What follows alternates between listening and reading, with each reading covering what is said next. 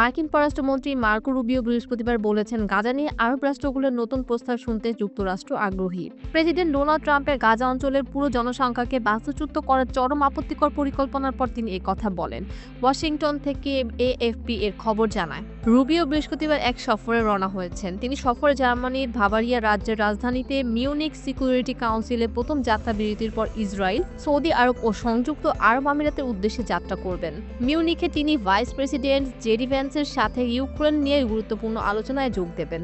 ওয়াশিংটনে ট্রাম্পের গাজা পরিকল্পনা নিয়ে জর্ডানের রাজা দ্বিতীয় আবদুল্লাহ ও মিশরের পররাষ্ট্র বদর আবদেলাতির সাথে আলোচনার পর এই সফর অনুষ্ঠিত হচ্ছে। আরব রাষ্ট্রগুলোর প্রস্তাব সম্পর্কে রুবিও মন্তব্য করেন, আশা করি তারা প্রেসিডেন্টের কাছে একটি সত্যিকারের ভালো পরিকল্পনা উপস্থাপন করতে যাচ্ছেন। ক্লে টার্ভিস ও বাক স্যাক্সটন রেডিও শোতে তিনি বলেন, এই মুহূর্তে তারা অন্য কোনো পরিকল্পনা পছন্দ করছে না, শুধুমাত্র ট্রাম্পের পরিকল্পনা একমাত্র পরিকল্পনা। তবে তাদের কাছে যদি আরো ভালো কোনো পরিকল্পনা থাকে তাহলে তা উপস্থাপন করা এখনই সময়। হামাসের একটি বড় হামলার ফলে সৃষ্ট ইসরায়েলের সঙ্গে 16 মাসের যুদ্ধে গাজার 20 লক্ষাধিক ফিলিস্তিনি প্রতিবেশী মিশর ও জর্ডান গ্রহণ না করলে তা বিরূপ প্রতিক্রিয়া সম্পর্কে ট্রাম্প সতর্ক করেছেন। রুবিও বলেন, এই সমস্ত দেশ বলে তারা ফিলিস্তিনিদের প্রতি যত্নশীল, তবে তাদের কেউই তাদের নিতে চায় না। কেন? তাদের কারো গাজার জন্য কিছু করার ইতিহাস নেই?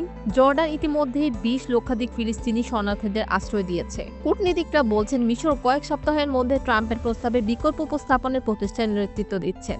মিশরীয় প্রস্তাবে গাজায় একটি নতুন নিরাপত্তা বাহিনীকে প্রশিক্ষণ দেওয়া এবং এতে স্থানীয় ফিলিস্তিনি নেতাদের বাছাই করা অভিভুক্ত থাকবে, যারা দায়িত্বে নিয়োজিত থাকবেন।